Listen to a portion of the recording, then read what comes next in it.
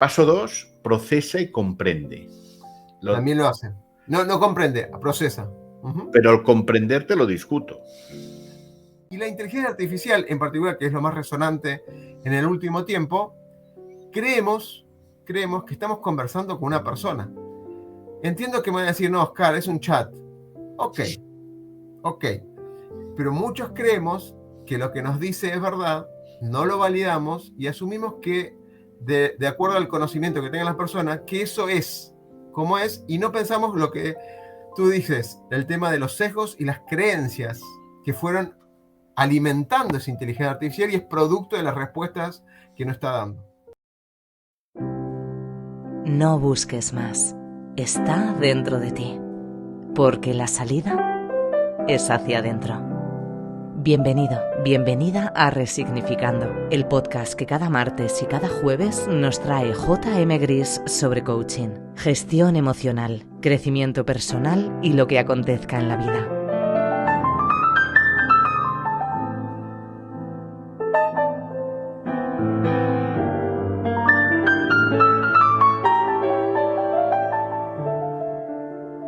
Bienvenidas a Resignificando, el podcast que trabaja para hacernos pensar, entender lo que percibimos de lo que nos sucede y cómo podemos gestionarnos para que la experiencia de la vida nos sea un poco más en paz, al menos con nosotros mismos, que no es poco.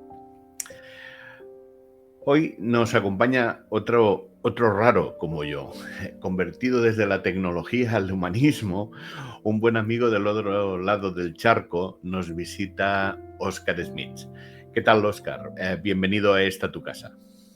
José María, ¿cómo estás? Gracias por la invitación y a todo el público esperemos que podamos dar una cuota más de aprendizaje y de conocimiento, digamos.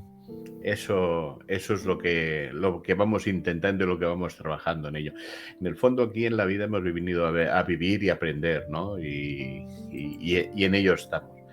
Recuerdo una frase de Ortega y Gasset, que no somos un participio, que somos un gerundio, y que nos va a pillar ahí, ¿no? Nos va a pillar en el gerundio.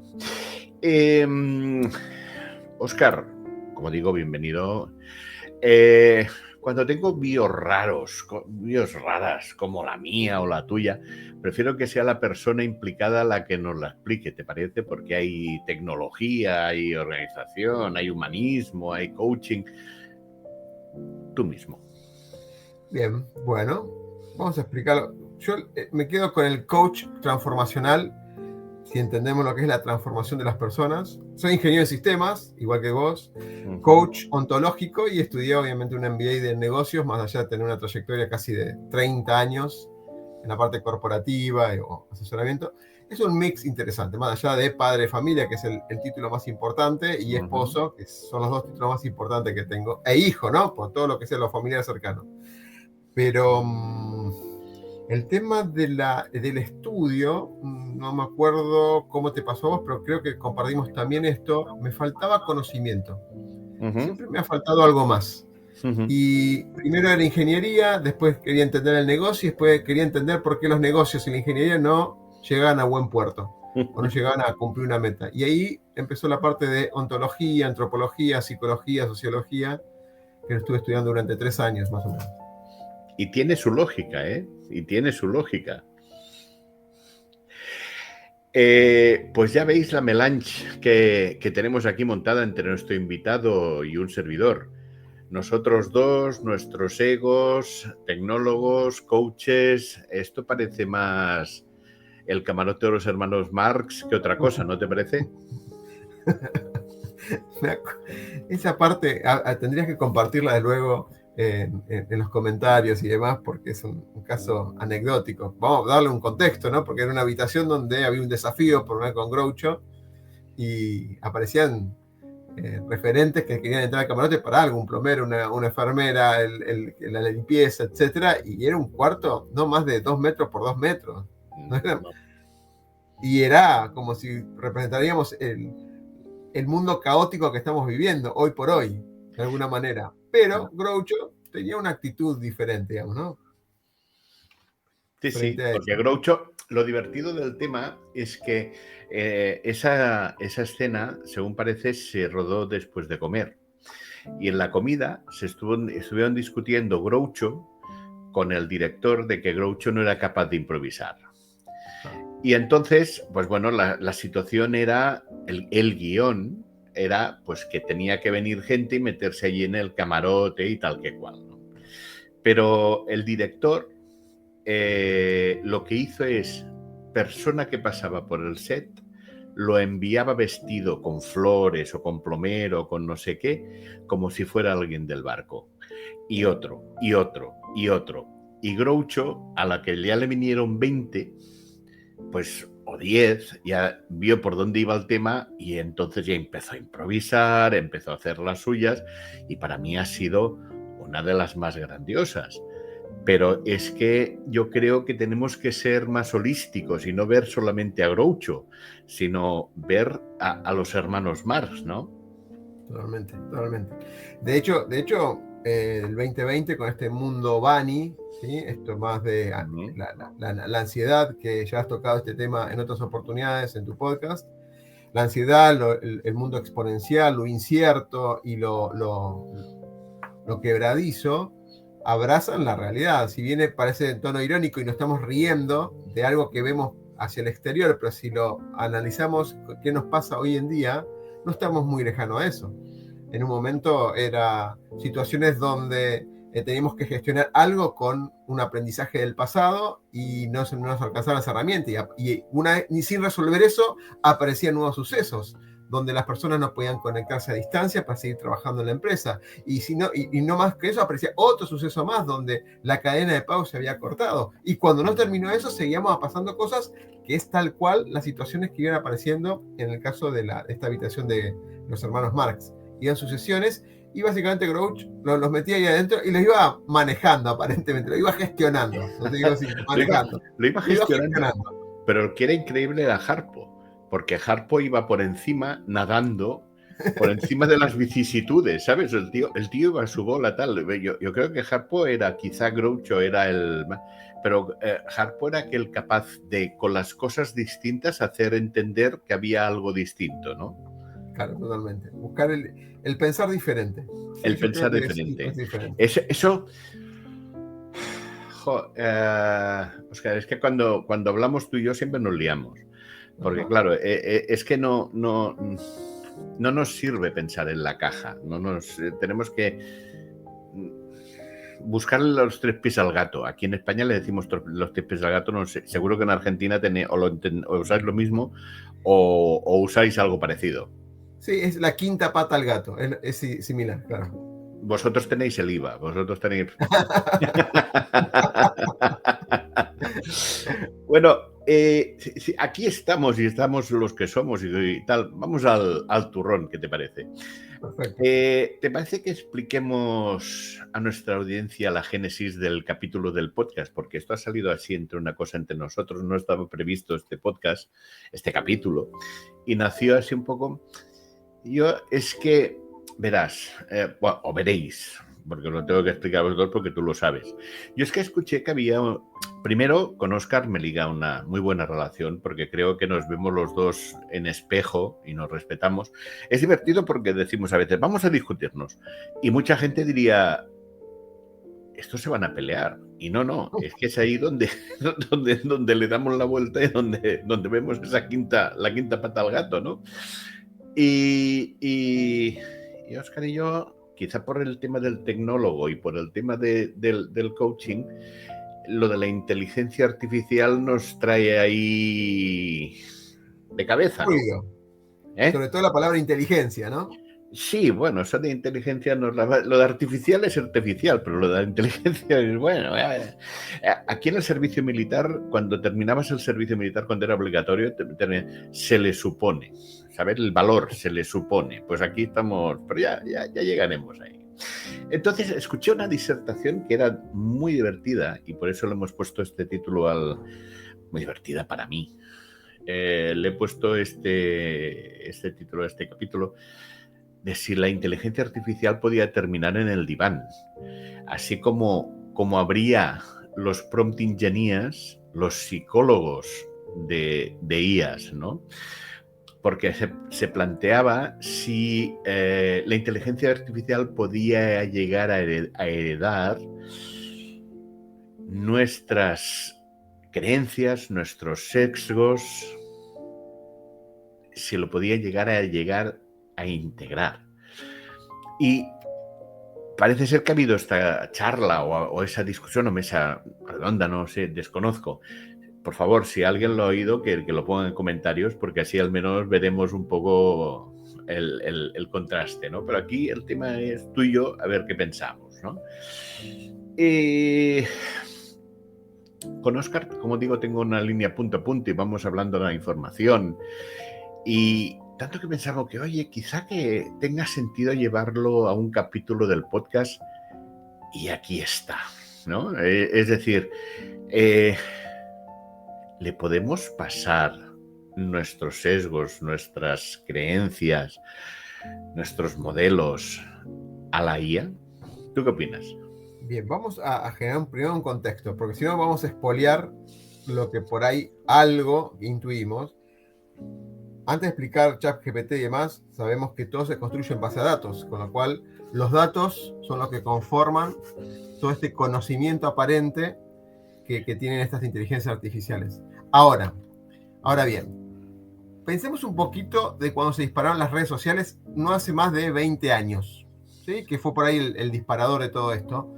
Y aquí hay dos líneas que tenemos que comprender y si no hacer consciente lo que vivimos en forma inconsciente, quizás, que es, esto fue disparador de una charla que dimos en un panel así como, ahora estamos hablando de 2, pero eran 4 en ese momento, que hablábamos del metaverso, porque en su momento el año pasado era el crecimiento del metaverso cuando le hizo sombra a todo lo que es la inteligencia artificial a principios de este año.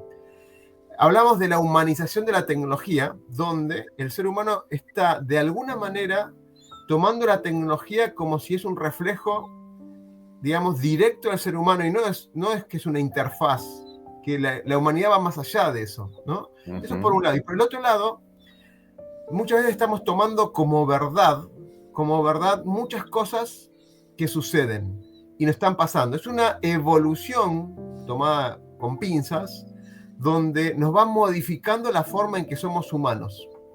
Entonces, por ejemplo, aparecen las redes sociales y de alguna manera pensamos que darle un like es decirle te quiero o te amo o estoy de acuerdo contigo por una foto.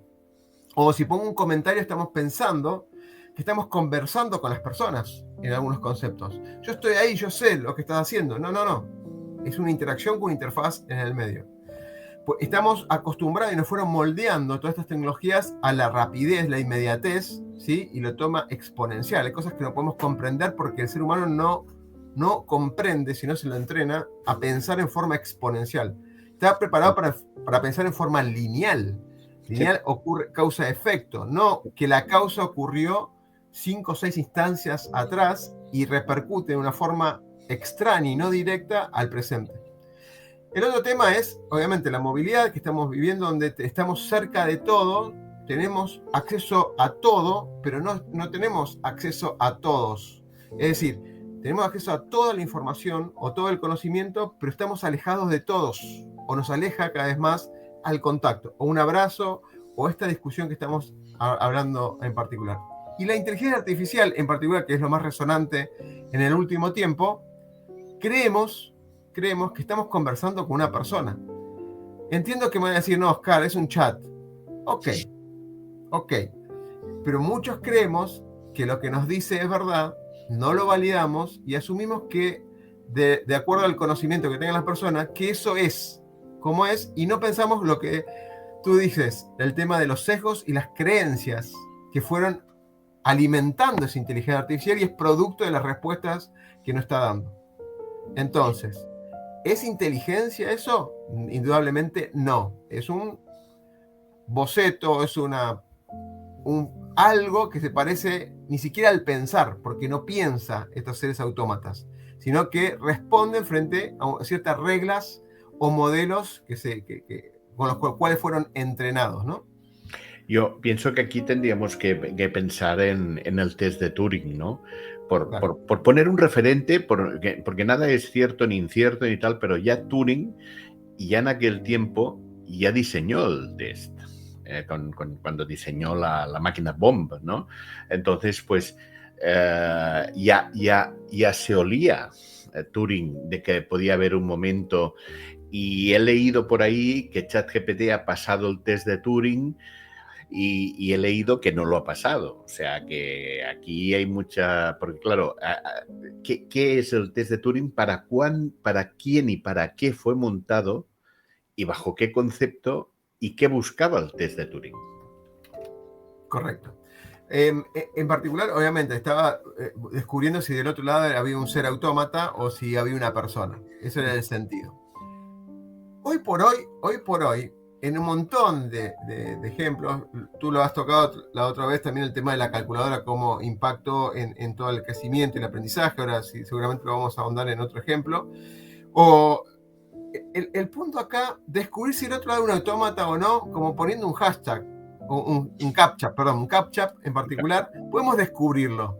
Ahora el sentido es, si somos conscientes, si en la rutina no nos pase como el náufrago y Wilson en la película El náufrago, ¿no? Tom Hanks, donde todos los que vemos, obviamente sabemos que Tom Hanks está aislado y ahí está hablando con una pelota de vóley. Ni lo dudamos eso. Lo vemos todo de afuera. Pero él mismo, ¿se da cuenta que está hablando con una pelota? Llegó un momento, no. Y estoy completamente seguro que muchas de las personas cuando interactuamos le decimos, hola ChatGPT, ¿cómo estás? ¿Me puedes ayudar en esto? Y en ese diálogo repetitivo, a lo largo del tiempo, llega un momento donde no nos estamos dando cuenta que no hay una persona al otro lado, pero la tomamos como una persona. Entonces, ese es uno de los grandes miedos, que también con el tema del metaverso, que puede llegar a ocurrir en algún momento. El ChatGPT es un lenguaje, ¿sí?, desarrollado, es preentrenado, es un modelo de lenguaje, interpreta la voz humana, si se conecta a los plugins correspondientes, interpreta la voz o las palabras escritas del ser humano, pero habla de algo, si me permitís, habla de coherencias de textos coherentes y de calidad de texto. No habla de verdades, no habla de otras cosas que por ahí tengan más significancia a nivel ser humano. Pero me van a decir, seguramente, pero Oscar tiene un montón de conocimiento. Claro, para personas que comprenden y la van orientando, es un superpoder que tiene esa persona. Ni lo dudo que es un superpoder. Ahora, las personas que no saben del tema y lo están utilizando y creen que con eso suplantan el conocimiento de una persona y el contexto que le puede dar, la forma que le puede dar una persona para el interpretar, el pensar, reflexionar y analizar, no es el sentido. Hoy por hoy. El año que viene vamos a hacer podcast de nuevo y que seguramente voy a cambiar este significado. Seguro. Antes de centrar el tema, me has hecho reflejar, me has hecho pensar la sinapsis. Cómo el equipo de Turing, cómo descubrió la clave de Enigma. Y describió la clave de Enigma buscando, tú dices, siempre que voy a chat, muchas veces le digo, hola, buenos días, no sé qué tal. Descubrieron la clave porque todos los mensajes que habían con la clave Enigma llevaban el saludo nazi. Y como todos llevaban el saludo nazi, buscando la igualdad, a partir de allí decodificaron y a partir de allí encontraron. Claro, que fue como si fuera un token para descubrir el mensaje. Era un digest.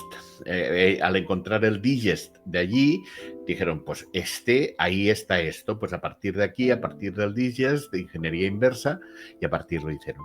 Y esos son los sesgos. Esos son los que siempre estamos allí y tal. Pero aquí no hemos venido a filosofar. Aquí no hemos venido a filosofar porque aquí vienen C-Levels y nos vienen y dicen, oye, pero... está muy bien y está muy interesante lo que estáis diciendo, pero ¿qué hay para mí? ¿Por qué está esto aquí? Yo es que quiero poner lo que decía en la entrada, ¿no? Yo puedo usar ChatGPT para gestionar mi bolsa, los valores de bolsa. Uh-huh. Y pienso, claro, en la bolsa en el fondo yo estoy jugando contra ti. Cuando tú vendes es cuando yo tengo que comprar. Pero claro, si ChatGPT tiene todos nuestros sesgos, ¿quién eres tú y quién no eres tú? Y de ahí me asalta la duda. ChatGPT conoce de bolsa o no conoce de bolsa y está teniendo sesgos o no está teniendo sesgos. ¿Me puedo fiar yo de ChatGPT? Eso es lo que trato y lo que tratamos de, si no de discernir, de aclarar un poco en esta vorágine de tanta información, ¿no, Óscar? Claramente, el modelo es un modelo de lenguaje basado en datos, con lo cual, de acuerdo a cómo han preseleccionado, preentrenado esos datos, va a conducir algunos elementos.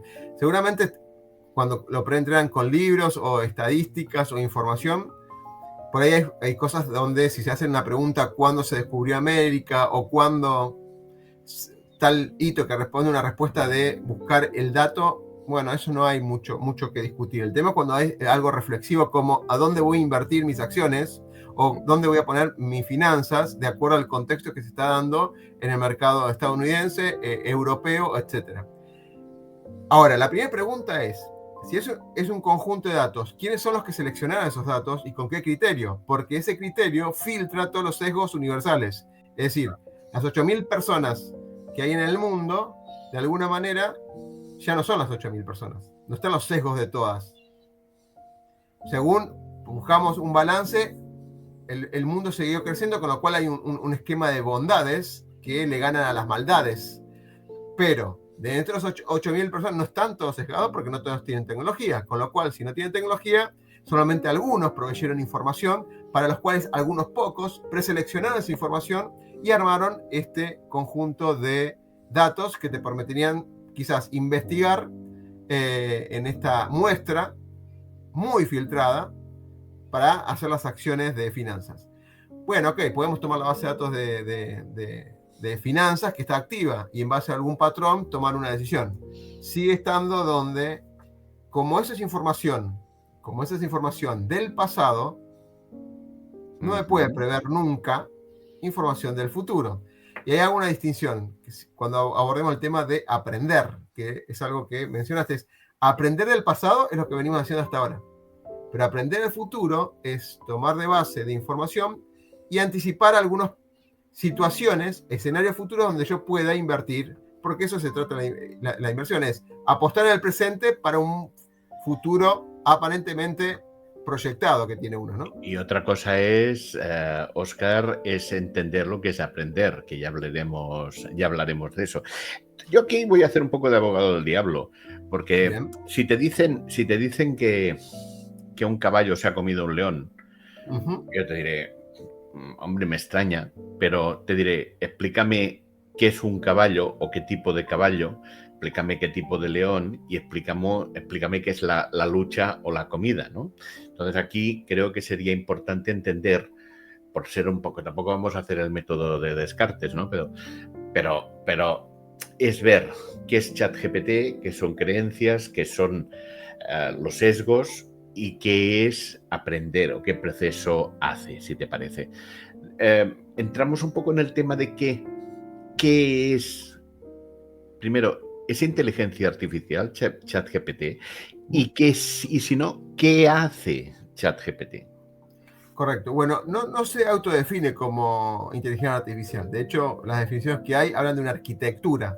Se llama arquitectura GPT, que es Generative Pre-Trainer Transformer, que es de una familia de modelos de lenguajes basados en lo que es la arquitectura Transformer. Eso básicamente es capacidad para generar texto coherente y de calidad. De vuelta, capacidad para generar texto coherente y de calidad. ¿Qué es coherente? Que cumple una gramática, que cumple una ortografía, que de alguna manera se relacione con la pregunta bien ejecutada que se haya dado. Entonces tiene una coherencia. Uno puede leer eso y es coherente. Ahora, si yo defino que hago una generación de hipótesis o de contexto, y yo digo, los caballos se comen leones, y después digo, los leones son, por decir de alguna manera, es el animal más débil de la pirámide de la naturaleza animal, y después le pregunto, ¿es posible que el caballo se coma un león? Y me va a contestar que sí, y me da sus fundamentos. Porque ya sesgué desde un pre-seteo lo que quiero que ocurra. Como también puedo hablar de estrategias para SEOs y estrategias para CIOs, donde le digo, el futuro va a ser de esta manera, entonces en base a esto necesito que me des 5 tips para la gestión de tal cosa. Ya lo estoy sesgando, ¿sí? Desde el hecho, y se basa en la información pasada. Con lo cual, si es la información pasada, ¿cómo puedo hacer que esa inteligencia aprenda del futuro? Porque siempre va a estar tarde. No hay forma, hoy por hoy, que una buena inteligencia humana sea reemplazada por este tipo de modelos. Ni una inteligencia humana ni no humana. Porque si estamos hablando del futuro, estamos hablando de predicción o de precognición. Correcto. Pero por ahí el ser humano puede plantear escenarios alternativos mucho más fácilmente que un modelo matemático, digamos. Hablas de probabilística. Probabilística y no, porque el ser humano tiene una de las tantas virtudes que no puede ser reemplazado, que se llama creatividad. Los modelos matemáticos no tienen creatividad. Ni imaginación. Ni imaginación, exacto, ni imaginación. Y tercero, no tienen intuición. No. Porque los números pueden dar una cosa y uno dice, es por otro lado. Es que con la imaginación creo que es algo que se pierde con la edad.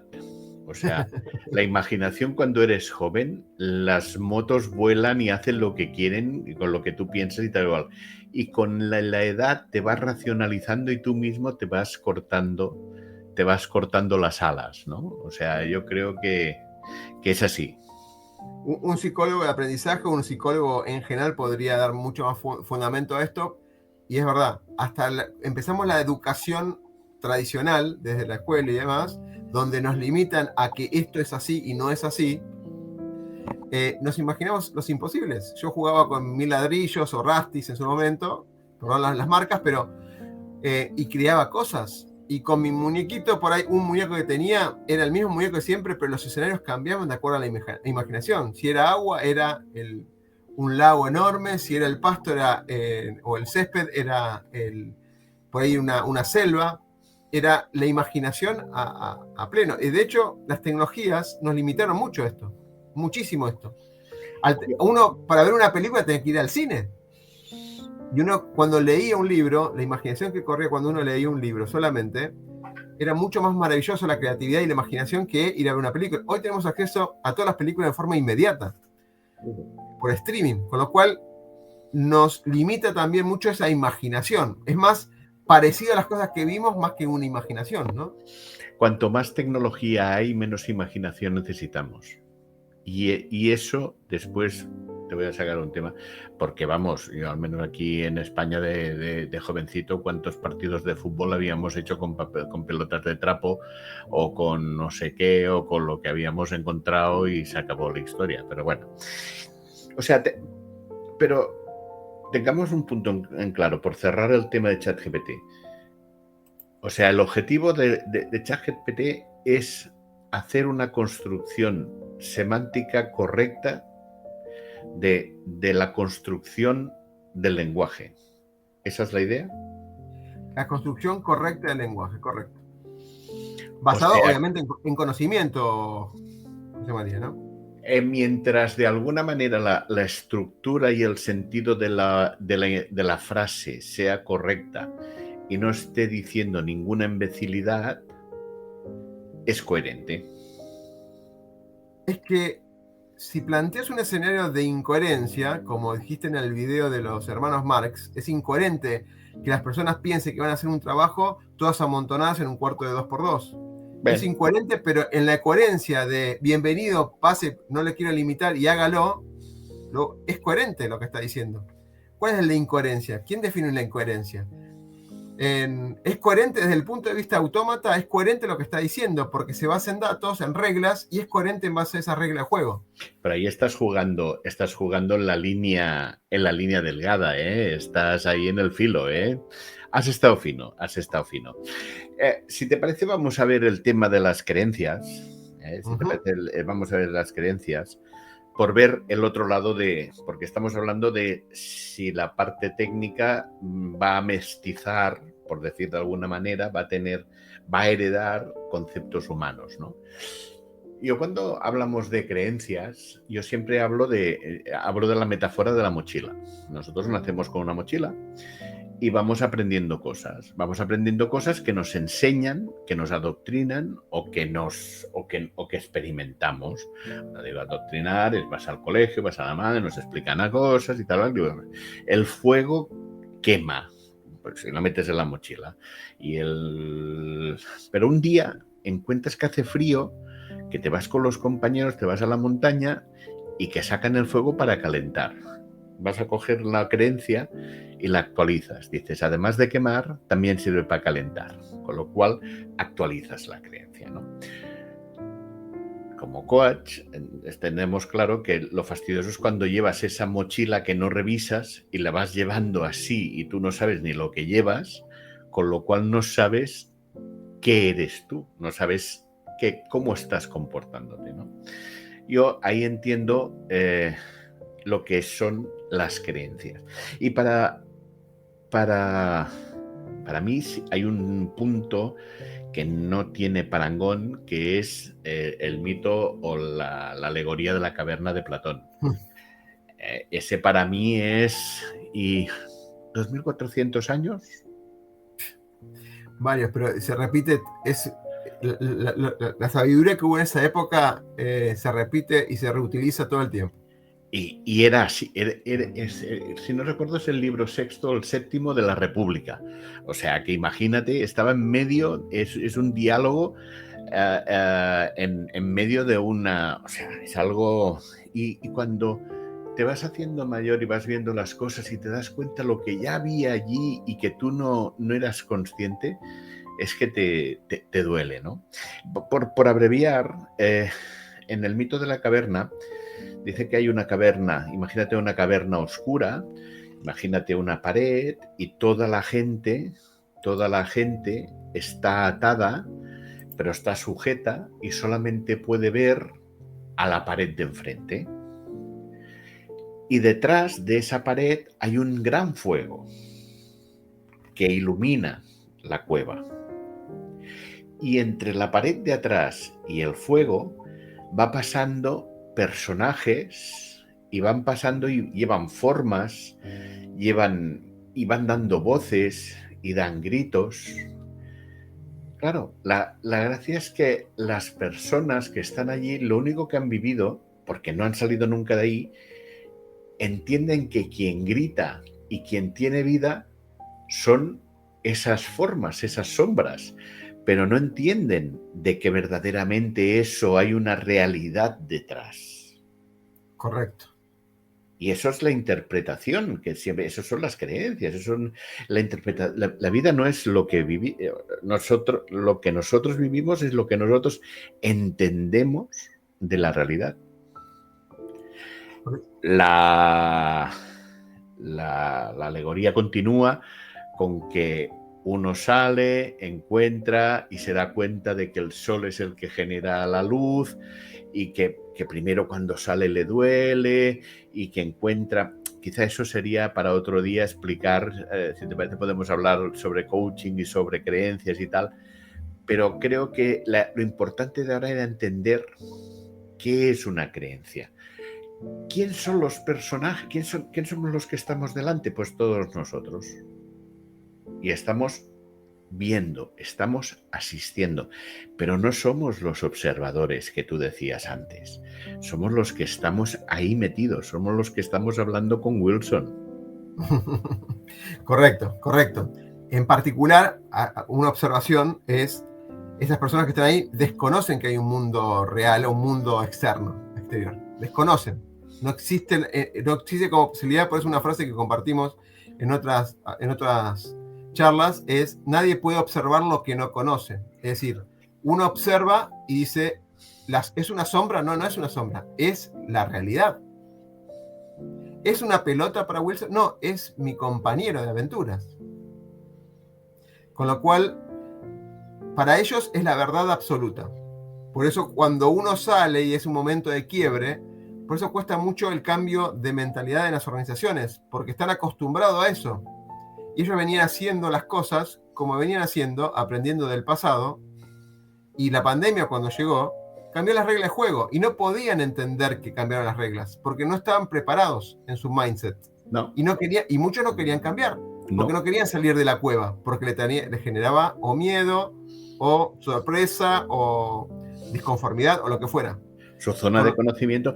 Yo siempre, y tú y yo lo hemos hablado más de una vez, entendemos, y yo lo entiendo así y creo que compartimos, que la Matrix no existe, que cada uno de nosotros tiene su Matrix, que es su consciencia, de lo que eres consciente, y ahí dentro tienes tus creencias, tus consciencias, tus juicios, tus sesgos, y esa es, porque más allá de tu conciencia, ¿qué hay, Óscar?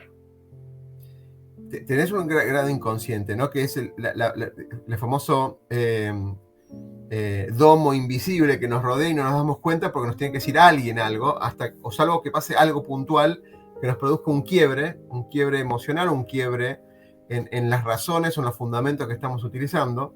Entonces, en ese caso nos damos cuenta que o los anteojos que usamos o ese domo invisible nos estaba sesgando la realidad. Uh-huh.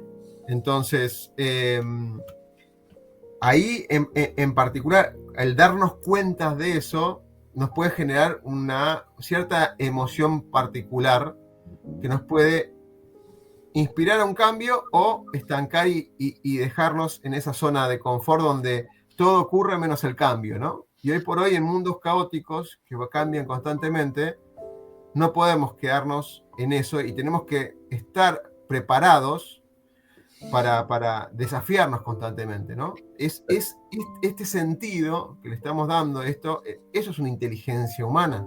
Es una inteligencia reflexiva, es una inteligencia donde si uno consulta las cualidades que se requieren en los puestos de acá en los próximos 5 años en la World Economic Forum, hablan de todas estas skills blandos y 2 o 3 que son muy puntuales, más técnicos, pero casi 7 son skill blanco. Uno de estos es la creatividad, otro es el tema de la comunicación, el entendimiento, ¿sí? La comprensión. No lo va a reemplazar uno de estos modelos matemáticos autónomos. Tú sabes que me encanta, que soy que trabajo mucho el DISC, y DISC me encanta porque es una herramienta que nos ayuda a entendernos a nosotros mismos, y tú conmigo y yo con todos los demás, ¿no? Ayer estaba viendo, no sé si era una lista de Forbes y tal, y estaba leyendo lo que tú decías. Decía, ¿qué es lo que más se va a valorar de skills and abilities en los próximos N años y tal que cual? Y el 80% eran soft skills. No había nada. Sí, había el prompt engineering y no sé qué y tal que cual y alguna cosa así y tal, pero todo era comprendimiento, situación de problemas, gestión de problemas, liderazgo, comunicación, soft skills. Y todo eso se puede hacer vehicular con DISC sin ningún problema. Pero volvamos al tema, porque el punto está en los sesgos, porque mucha gente, y tú lo sabes, nos viene con que entiende que la creencia y el sesgo como si fueran sí, están ahí cerca, pero no es lo mismo. Para mí la metáfora de la creencia es la mochila. Para mí la metáfora del sesgo son las gafas. Si tú llevas unas gafas azules, porque entiendes que las gafas son azules, cuando veas un Ferrari rojo, cuando yo te diga, ¿verdad que guapo el Ferrari rojo? Dices, no, es morado. Correcto, claro. Es morado. Porque el sesgo para mí es inconsciente.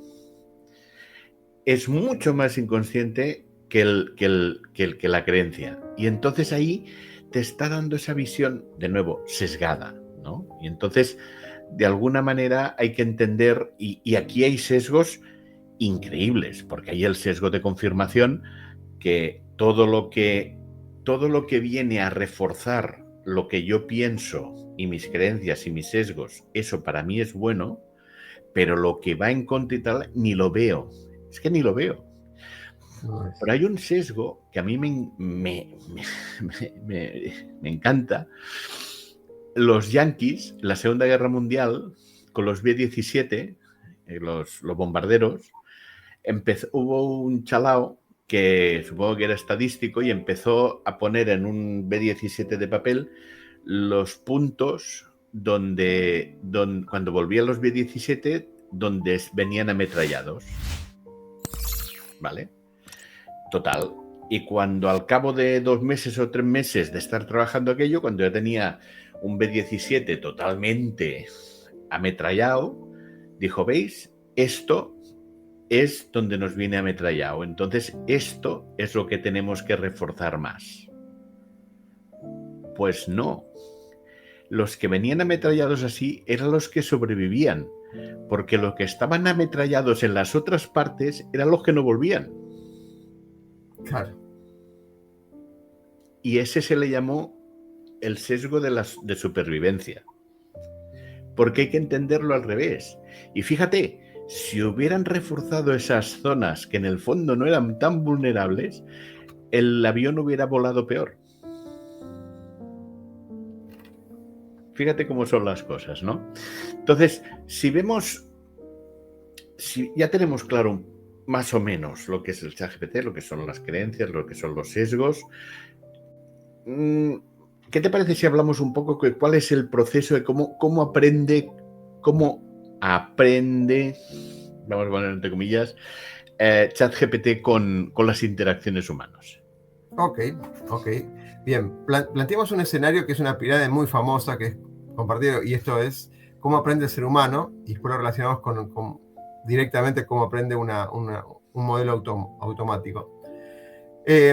Los seres humanos aprendemos 10% del aprendizaje a través de la lectura, es decir, lo que leemos nos retenemos el 10%.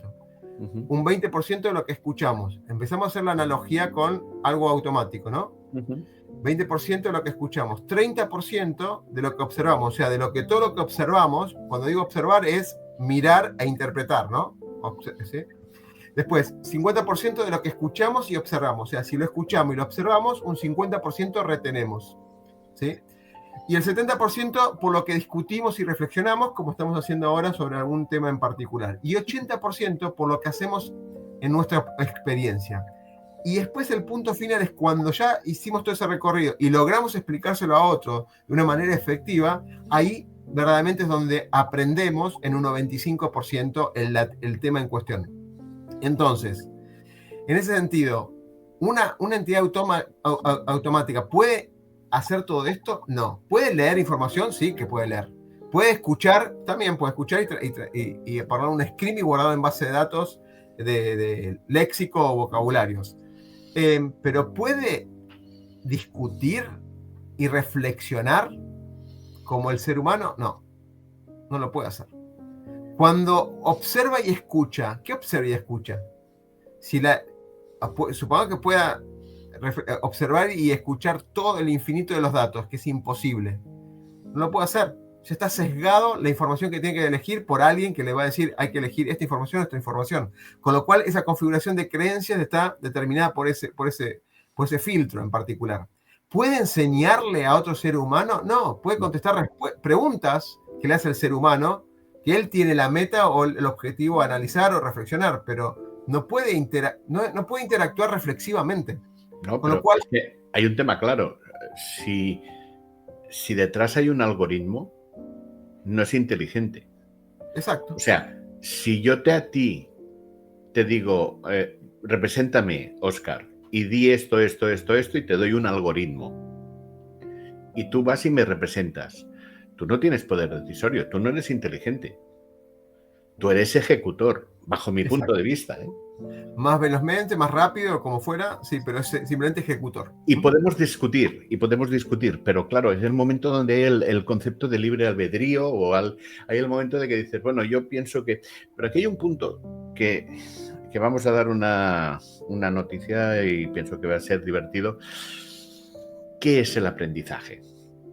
para mí el aprendizaje, porque supongo que deben de haber muchos estilos de aprendizaje, es paso 1, adquisición de la información.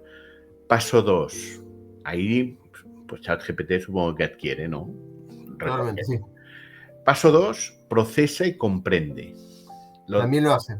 No comprende, procesa. Pero al comprender te lo discuto. Tiene una estructura de datos como si fuera un mapa mental que relaciona elementos. Está estableciendo una relación y está viendo dónde está, pero que comprende y a partir de esa comprensión genera nueva información, ahí te lo discuto. Pero en discusión honesta, no en la discusión española o tal, sino la discusión inglesa. No genera, pero o sea, hay agentes en esta inteligencia automática donde se pueden elaborar preguntas en base al conocimiento que tiene. Y con esa hay situaciones donde ha ido para cualquier lado, pero hay situaciones donde se puede volver más efectivo, donde yo me hago preguntas sobre, por ejemplo, tengo que armar un plan de marketing. Entonces la primera pregunta que hago a sí mismo es, ¿cuáles son los outline o los temas principales relacionados con un plan de marketing? Esto y esto. Voy por el punto 1, por ejemplo, segmento. ¿Qué temas tengo que considerar en un segmento de marketing? Se hace la misma pregunta y llega a un infinito recursivo donde se puede llegar a una especie de conocimiento basado en el conocimiento, pero nunca una comprensión. Por eso, es que estamos en los matices y en los matices está la importancia, ¿no? Aquí no vamos a encontrar ni un sí ni un no. Vamos a encontrar hasta dónde llegamos. Y aquí hay un concepto que esta tarde estaba hablando. Ya puedo dar la noticia que en la próxima reunión va a estar con nosotros José Juan Rodríguez, que es doctor en Psicología del Aprendizaje de la Universidad Internacional Menéndez Pelayo, que cuando he visto de qué iban las cosas, le he ido y he dicho, oye, José Juan, ¿qué te parece? Porque claro, doctores tiene la ciencia, ¿no? Y primero, creo que va a ser muy, muy bonito entender un psicólogo, un doctor psicólogo en aprendizaje, hablando sobre ChatGPT, va a ser una cosa digna de ver. Y segundo, que nos explique lo que es la psicología del aprendizaje, ¿no? O sea, para mí pienso que va a ser muy interesante. Pero es que el punto 3 hay la retención y la aplicación del aprendizaje. La retención, eso es guardar en la base de datos, ya está, y se acabó la historia. Pero la aplicación... Pero retención, hagamos una salvedad. Los 20 años de la tecnología a la humanidad le provocó la falta de retención, de memorizar, porque al tener al alcance un montón de cosas, hagamos el ejercicio simple, cuando éramos chicos nosotros reteníamos un montón de números de telefónico y hoy ni siquiera recordamos el de nuestros hijos. No. Porque sabemos que lo tenemos al alcance de la mano, con lo cual nuestros cerebros se entrenó de una forma diferente, con lo cual la parte de retención, entiendo que un ser autómata tiene un almacenamiento, pero el ser humano no lo está entrenando hace mucho tiempo, hace 20 años no lo está entrenando. Ahí me estás entrando en otro punto que tú también eres MBA, ¿verdad? Así es. El coste de oportunidad lo tenemos claro, ¿no? En todo este tema es ¿qué perdemos en toda esta transacción, ¿no? Cuando hubieron las calculadoras, la gente se puso nerviosa y dice, ¿y qué haremos nosotros los administrativos y tal? Y vinieron las calculadoras y las tenemos por encima de la mesa, no pasa nada. Y vino Excel, Lotus 1, 2, 3 en primero, y también se ha y tal. Y ahora viene ChatGPT y también nos ponemos nerviosos. Pero hay una cosa que tenemos claro, es que hemos perdido nosotros. Porque a mí no me hagas hacer una raíz cuadrada, porque no sé por dónde empezar. Ni me hagas hacer una desviación estándar. O un interés compuesto, porque lo pondré en el Excel tal, y me lo hace él y se acabó la historia. Y la pregunta que me hago, y esa es una pregunta directa al hígado, es ¿qué vamos a dejar de hacer y qué vamos a olvidar con ChatGPT? ¿A pensar? ¿A preguntar? ¿A razonar? Eso está pasando ya. Es la que gente es muy piensa duro, por interactúa. Es como googlear antes Antes la gente googleaba y copiaba y pegaba, por lo menos en mi fase académica con mis alumnos, hay muchos que copiaban y pegaban. No muchos, o sea, no lo quiero. Es como que querían facilitar un ejercicio y uno tiene las herramientas para ver si está ahí el tema de copyright y demás. El tema con la inteligencia artificial, el tema de copyright, es bastante complicado determinarlo eso. Ahora, si una persona sabe cómo preguntarle a una inteligencia artificial, yo no estoy pensando, estoy sabiendo cómo hacer un prompt engineering, o sea, básicamente cómo saber preguntándole a una inteligencia artificial que estoy asumiendo que está toda la información ahí necesaria. Si yo no conozco, si yo no distingo si esa información es válida o no válida, lo que estoy haciendo es copiando y pegando y volviendo a preguntar sobre algo que ni siquiera puedo distinguir si es correcto. Con lo cual me transformaré en una persona que le pregunte a una inteligencia artificial, con lo cual no estoy pensando. Porque a medida que evoluciona la inteligencia artificial, el ser humano que está en esa situación de preguntarle es reemplazado con un conector API a otra inteligencia artificial. Y desaparece nuevamente. Entonces estarás de acuerdo conmigo con lo que había un artículo que estaba viendo el otro día, que esto lo que va a pasar es que los profesionales, los más profesionales y más inteligentes van a ser lo más y los que son menos van a ser lo menos. O sea, se va a crear... Yo no creo, usando un estudio del MIT de marzo, hicieron una prueba dando la inteligencia artificial a personas que sabían, ¿sí? Y a personas que no sabían del tema. Lo que hizo fue lo que se llama desviación estándar. Justo lo nombraste. La desviación estándar es la dispersión, ¿sí? de categorías, ¿sí? O de elementos. Lo que hace es, iban todos más a la media. Es decir, los que sabían se empoderaban con estos superpoderes del conocimiento. Acuérdate que es conocimiento y una experiencia. Para mí, aprendizaje es conocimiento más experiencia, llevarlo a la experiencia o comunicarlos a otros. Entonces, esas personas en particular que tenían conocimiento, tenían superpoderes y que aumentaban su conocimiento y se volvían mucho más valiosos. Las personas que no sabían y sabían manejar la interacción con la inteligencia artificial eran un promedio, iban aumentando a un promedio de estándar, que creo yo que en 2 años va a ser el nuevo estándar. Es decir, las personas que no sabían, pero saben usar una inteligencia artificial y cómo preguntarle, al menos herramientas básicas, van a absorber gran parte del conocimiento sin la posibilidad de discernir. Si te entiendo bien, estás hablando de la cara B de la indefensión aprendida. O sea, es así como veía la indefensión aprendida, aquí está la potenciación de que de alguna manera ayuda a consolidar más el conocimiento, ¿correcto? Correcto. Y los que no saben o son junior van a estar como homologados porque se van a amparar en algo central, digamos, ¿no? Ahora, si de alguna manera esto cambia o esto da mala información, estos son dependientes de la inteligencia artificial, no son otra cosa. A mí no me preocupa, está bien que es un tema de discusión porque gran parte, pero más de la mitad del mundo no tiene acceso a esto. Con lo cual estamos sesgando cada vez más y la grieta entre los que tienen acceso a la información, los que aprenden y demás va a ser cada vez más lejana entre unos y otros. Claro, pero aquí estamos entrando en temas disruptivos, ¿no? Estamos entrando en temas de disrupción y ahí somos un poco, valga la palabra que hemos sacado antes, incoherentes, ¿no? Porque el cerebro humano lo que intenta siempre es economizar lo más posible y estar en la parte más confortable. Pero a la vez es que nos aburrimos muchísimo, ¿no? Entonces estamos siempre en la evolución, pero es que llega un momento que nos encanta la disrupción. Bueno, hay un tema de discusión. Vamos a aclarar algunas palabras. El ser humano evoluciona naturalmente siempre. Con la interacción humana, siempre evoluciona. Algunos pero, más, pero algunos menos. Eso es casi orgánico. Exacto. Es como un organismo, crece. Nos ponemos viejos. Medra. Sí. Ahora, la revolución ocurre cuando el estado de confort ya es intolerable.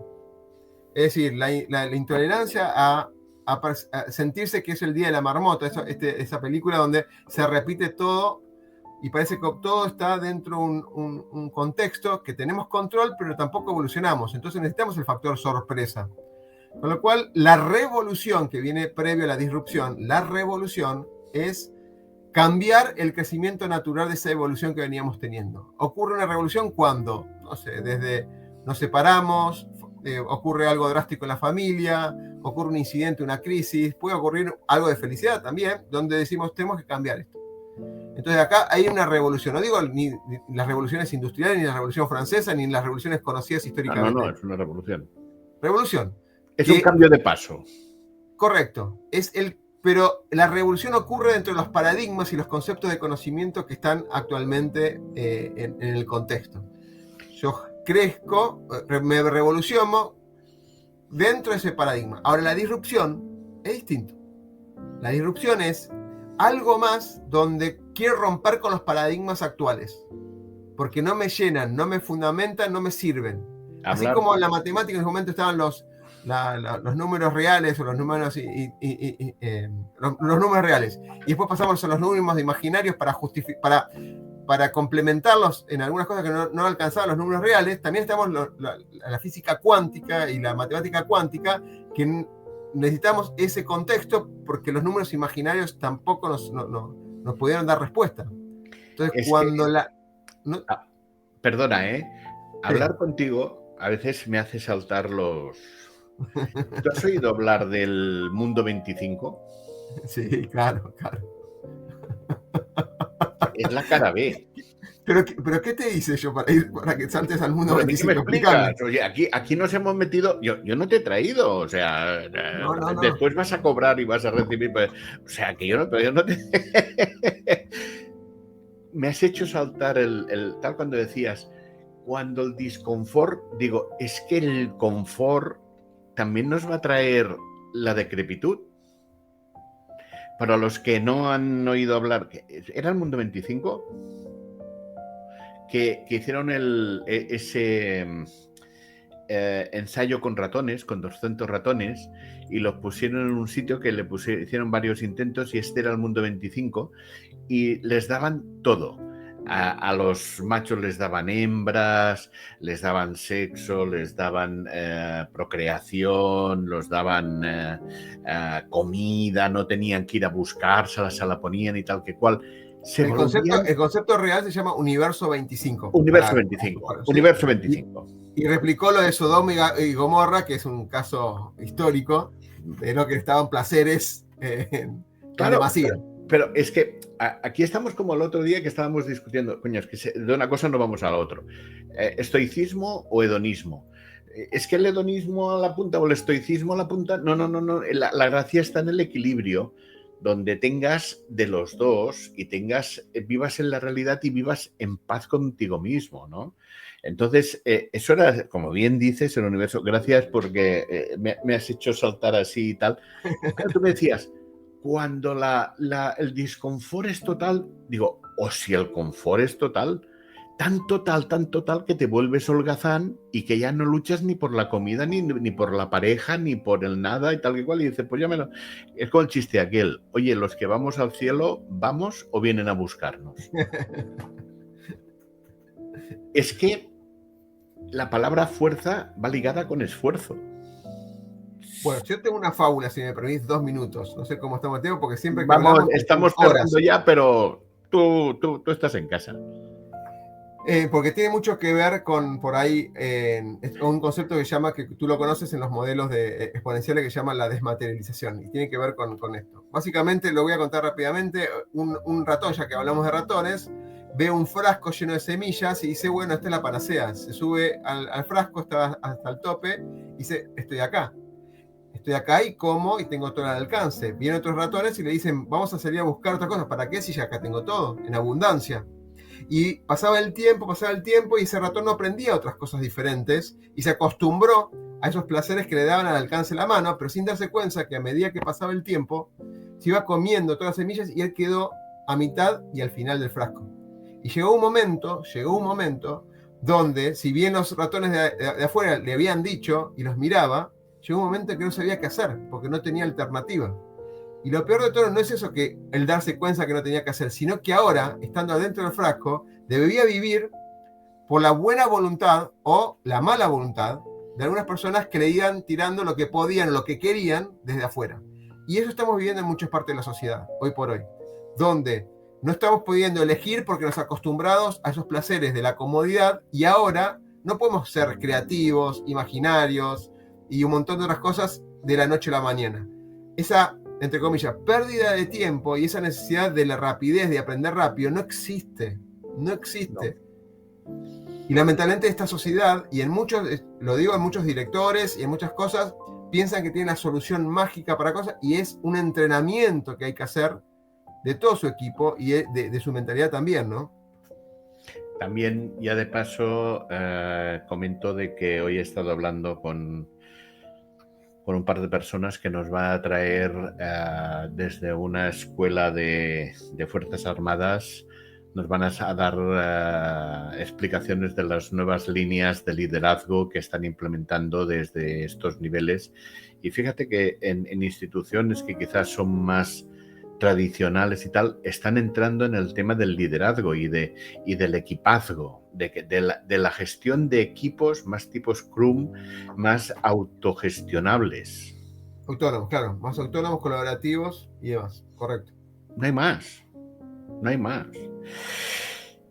Quedamos en tablas y esperamos que José Juan Desempate. El desempate. No vamos a. Ni somos el burro ni el tigre que hablaba del pasto verde ni tal. No vamos a. No, el pasto azul, el pasto azul. El pasto azul, el pasto azul, el pasto azul. Y el león le dice, es azul, y tú además pringas. Ese cuento es terrible. Eso lo explicaremos el próximo día y lo hablaremos con José Juan. Te invito a que cuando venga José Juan también estés y así entre los tres pues montemos el desempate. Y bueno, no puedo terminar sin decir aquello de la frase de que recordar, bueno, primero gracias por vuestro tiempo y recordar que la salida es hacia adentro. O sea, el que mira hacia afuera sueña y el que mira hacia adentro despierta. Y Carl Gustav Jung lo tenía claro. Totalmente, es así. Y siempre aprendo un montón en estas charlas, porque no es una cuestión de afirmaciones, sino de reflexiones, lo que estamos haciendo, y ayuda a reforzar por algunas creencias, ¿sí? Que por ahí uno, como dijiste al principio, reforzar algunas creencias que siguen siendo válidas, pero siempre teniendo en cuenta que en cualquier momento puede cambiar. Con lo cual, escuchando y compartiendo, podríamos reevaluarlas, esas creencias. Total, y te lo digo con la mano en el corazón. Hablando con personas como tú, me generáis más dudas que no informaciones. Dudas que me llevo, que son grandes preguntas que me llevo y me llevo para dar en la vuelta y para dar, oye, pues aquello que dijo, mira tú, qué tal, qué cual. Y no son dudas sino sencillamente decir, hay otra gente que lo ve desde otro punto de vista. ¿Por qué será? Eso es importante. Las salidas hacia adentro. Querido Óscar, estamos en contacto. Un fuerte abrazo. Un abrazo grande para vos y toda la audiencia. Gracias. Venga, un abrazo. Chao.